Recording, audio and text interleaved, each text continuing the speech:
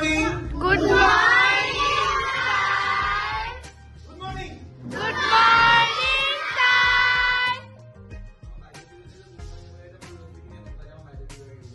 Good morning, Baido. Good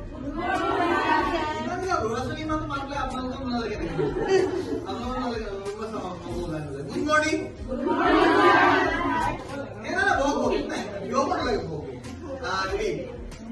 Good morning.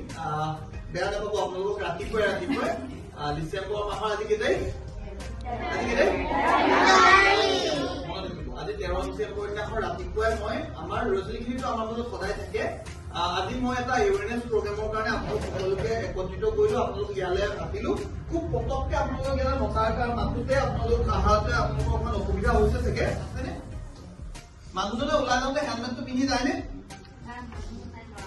ল'ৰাটোৱে যাওঁতে helmet পিন্ধি যায় ন এটা কথা মনত ৰাখিব হকাইটো কওঁ যাৰে যেতিয়াই নেদেখিব আপোনালোকে প্ৰথম কথা মনত ৰাখিব হেলমেটটো পিন্ধাটো খুবেই এছেঞ্চিয়েল কথা আমাৰ নিজৰো হয় ময়ো টু হুইলাৰ চলাওঁ বিভিন্ন সময়ত এনেকুৱা লাগে মই এইখিনি মই হেলমেটটো নিপিন্ধাকে গ'লো হা কিন্তু কথাটো হয় কি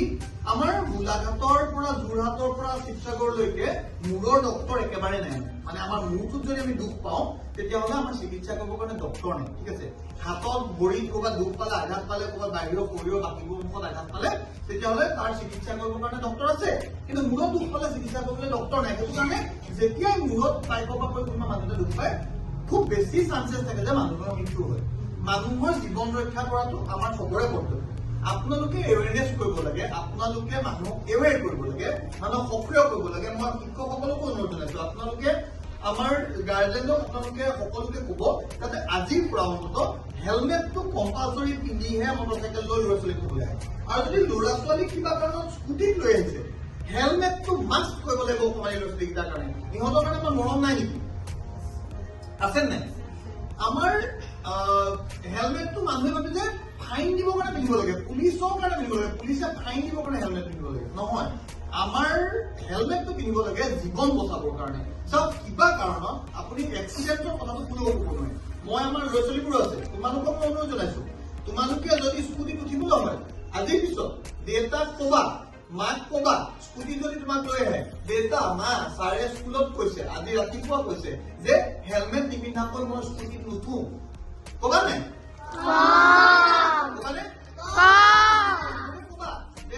দেউতা তুমি যাবলৈ ওলাইছা বজাৰলৈ যাবলৈ ওলাইছা দেউতা হেলমেটটো পিন্ধি যোৱা যদি হেলমেটটো নাই হেলমেট এটা কিনি লোৱা হেলমেটটো আজিৰ পৰা খুব ইম্পৰ্টেণ্ট এই কামটো আমাৰ কৰিব লাগিব আমাৰ চতু পুলিচবোৰে আমাৰ চতু পুলিচ আছো চব পুলিচ হয় নে আজিৰ পৰা আমাৰ ঘৰে ঘৰে চতু পুলিচ ভৰাই দিছো ঠিক আছে আমাৰ চতু পুলিচে কাম কৰিব এতিয়া আৰু আমি এটা কাম কৰিম বুলি ভাবিছো মই আপোনালোকৰ লগত আলোচনা কৰিছো যদি আপোনালোকে কয় আমি সপ্তাহত এদিন বা মাহত এদিন বা 15 দিন যেনেকে সুবিধা হয় আমি 5 তাৰিখ এটা প্ৰগ্ৰেম লওঁ প্ৰগ্ৰেমত আমি আমাৰ স্কুলৰ আটাইতকৈ এডভান্স যিটা আমি সপ্তাহটোত মই তাহাঁতক অবজাৰ্ভ কৰিম আমাৰ টিচাৰে অবজাৰ্ভ কৰিব যিকেইটা আটাইতকৈ আগবঢ়া ল'ৰা ছোৱালী সিহঁতক আমি পুলিচৰ ভাও দি আমি 5 তাৰিখ তাহাঁতক থিয় কৰাম কিছু সময়ৰ কাৰণে দুপৰীয়া ৰাতিপুৱাৰ পৰা দুপৰীয়া কিছু সময়লৈকে আমি তাহাঁতক থিয় কৰাম তাহাঁতৰ এটা ক্লাছ আমি 5 তাৰিখ মানুহ ৰখাম হেলমেট পিন্ধি নহা মানুহক আমি তেওঁলোকক কম নমস্কাৰ দি কম কাকো বেয়াকৈ নকওঁ আমাৰ ল'ৰা ছোৱালীয়ে ক'ব আংকল আপুনি আজিৰ পৰা হেলমেটটো পিন্ধি আহিব আৰু হেলমেট পিন্ধি অহাজনক ক'ব আংকল হেলমেট পিন্ধি অহাজনক ধন্যবাদ পাৰিম নে আমি কামটো কৰিব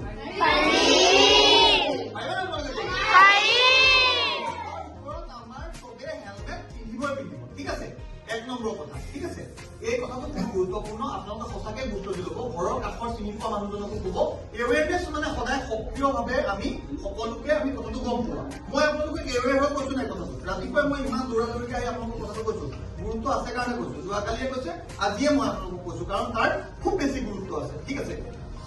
এতিয়া আপোনালোকে কেনেধৰণে আমি কামটো কৰিব পাৰিম তাৰ কাৰণে আমি এটা ডিটেইল প্লেন কৰিছো আমি পৰাপক্ষত আমি বেছি নলওঁ বাইদেউ মই পাইছো উষা বাইদেউ গন্দা বাইদেউ মই কৈছো মোক চিলেক্টেড ভাল ডিচিপ্লিন মোক আটাইতকৈ ডিচিপ্লিনত থকা 5টা ল'ৰা ছোৱালীৰ নাম আপোনালোকে দিব পাৰ উইক ডিচিপ্লিন পাৰ উইক 5টা ল'ৰা ছোৱালীৰ নাম দিব সেই 5টা ল'ৰা ছোৱালীৰ লগত এজন টিচাৰ আৰু মই নিজে আমি আটাইকেইজনে এটা টিম বনাই 5জন 7জন আৰু তাতে এজন গাৰ্জেন আমাৰ এগৰাকী লেডি গাৰ্জেন আমাৰ লগত থাকিব টোটেল কেইজন হ'ল 8জন আমি 8জনে এটা টিম বনাই আমি সেইটো কাম কৰিম গোলাঘাট 5 আলি বেছি দূৰলৈকে আমি চেঞ্জ কৰিব দৰকাৰ নাই কিন্তু 5 আলিটোতো আমি পাৰিম কাৰণ আমাক কোনো নকয় আমি বেয়াকে কাকো একো নকওঁ আমি কাকো একো আমি পুলিচ কৰিবলৈ নাযাওঁ আমি খালি নমস্কাৰ দি কম যে আপুনি হেলমেটটো পিন্ধাৰ কাৰণে ধন্যবাদ আৰু আপুনি যদি নাই পিন্ধা আপুনি হেলমেট এটা পিন্ধি আহিব এইটো আপোনাৰ জীৱনৰ কাৰণে এইটো আমি এটা সক্ৰিয়তা কৰিব প্ৰথম কথা আছে ষ্টপ চাইল্ড মেৰেজ দেখিছেনে ষ্টপ চাইল্ড মেৰেজ এইটো খুব ডাঙৰ কথা আমাৰ কি হৈছে ভাৰতৰ আমাৰ নিচিনা আমি যিবোৰ স্কুলত আমি যিবোৰ মানুহৰ লগত যিবোৰ ল'ৰা ছোৱালীৰ লগত কাম কৰি আছো তাত বহুত এনেকুৱা ঘটনা আমি দেখিবলৈ পাওঁ যে বাচ্চা ছোৱালীজনীৰ বয়স 16-17 বছৰ 14 বছৰ 15 বছৰ হৈছে তাৰ পাছতে ছোৱালী বিয়া হৈ গৈছে মই নিশ্চিত মোৰ সন্মুখত বহি থকা লেডিবোৰৰ ভিতৰতো খুব কম বয়সত বিয়া হোৱা ছোৱালী কিন্তু ইয়াতো আছে কিন্তু মই কিন্তু এতিয়া যদি সুধো ওলাব কিন্তু মই নুসুধো আৰু ঠিক আছে কিন্তু মোৰ লাগিছে যে আমাৰ সমাজখনৰ ভিতৰত আহিছে ছোৱালীবোৰ খুব সৰুতে বিয়া দিব বহুত সৰুতে বিয়া দিব এইটো এটা খুব ডাঙৰ কথা সি আৰু এটা অসুবিধাৰে আমাক লৈ যায় এইটো যে এনিমিয়া এণ্টি এনিমিয়া কেম্পেইন বুলি ৰাষ্ট্ৰদীপটো লিখিছো এইটো যে এনিমিয়া মানে ৰক্তহীনতাত আমাৰ ৰবা কথা পাতিবলৈ পোৱা নাই নহয় মই কথা নাপাতিম মোৰ তাত থাকিলে কথা পতাটো একদম নিয়ম নহয় ঠিক আছে এতিয়া কথাটো হৈছে কি এই যে ছোৱালীবোৰ যে সৰুতে বিয়া দিয়ে তাৰ পৰা আমাৰ সমাজখনৰ কাৰণে এটা বিৰাট ডাঙৰ অসুবিধা হৈছে কথাটো হয় কি বিয়া দিয়াৰ পিছতে কিছুদিনৰ পিছতে সন্তান জন্ম দিবৰ কাৰণে মাতৃগৰাকী হেৰি হৈ যায় নহয় আমি যেতিয়া 16 বছৰ 17 বছৰ 14 বছৰ 15 বছৰ আজিকালি বহুত কমত নিদিয়ে আগতেতো আৰু নিয়মে আছিলে আৰু ছোৱালীবিলাক পুৰিতে বুঢ়ী পুৰিতে বুঢ়ী হ'ব নে কওক কেনে পুৰিতে বুঢ়ী হ'ব এইবোৰ আমাৰ অসমীয়া বহুত ডাক্তৰ বচন ভুল আছে মোৰ লাগে মানে এইবোৰ কয় ডাক্তৰ বচন আপোনালোকে বেয়া নহ'ব মই এইবোৰ কিছুমানৰ মই বহুত বিৰোধিতা কৰো ভাল নালাগে এক নম্বৰ ক'ব বোলে ছোৱালী পুৰিতে বুঢ়ী গ'ল একদম কাটন দেই এইটো মিছা কথা নহয় নে 2 নম্বৰ কথা আৰু এটা কয় দেখোন পাই নাই লাও বোলে সদায় পাতৰ তল হয়নে শুনিছে নাই লাও সদায় পাতৰ তল একদম কাটন একদম মানি নল'ব এই কথাটো কেতিয়াও মানি নল'ব এইটো মানি ল'বলগীয়া কথা নহয় ছোৱালী নহ'লে সমাজখনে নচলে হা লেডি নহ'লে সমাজখনে নচলে আকৌ লাও অকল পাতৰ তল বুলি কৈ পেলাই ছোৱালীবোৰক আপোনাৰ হেৰি কৰি ৰাখিবলৈ চেষ্টা কৰা হয় গতিকে মনত ৰাখিব কিছুমান কথা নাই আৰু এটা ডাকৰ বচন আছে মই কওঁ আঁঠুৱা চাই ঠেং মেলিবা শুনিছে নাই কিন্তু আঁঠুৱাখনৰ দাম 300-400 টকা নতুন এখন ডাঙৰ এখন কিনি ল'বা না আঁঠুৱা ভালকে মেলি শুবা সদায় কৈ আঁঠুৱা চাই ঠেং মেলিবা বুলি আকৌ ক'ব বোলে নাই মোবাইলটো কণা মোবাইল কিন্তু কণা মোবাইলটো মোৰ ইনে মোবাইল নহ'ব নেকি নাই মোবাইলতহে কণা মোবাইলটো মোবাইল হ'ব হা মই মানে কিছুমান কথা মানে মোক সঁচাকে মানে ভাল নালাগে মই কৈছো আপোনালোকক যদিও হেৰিৰ মাজতে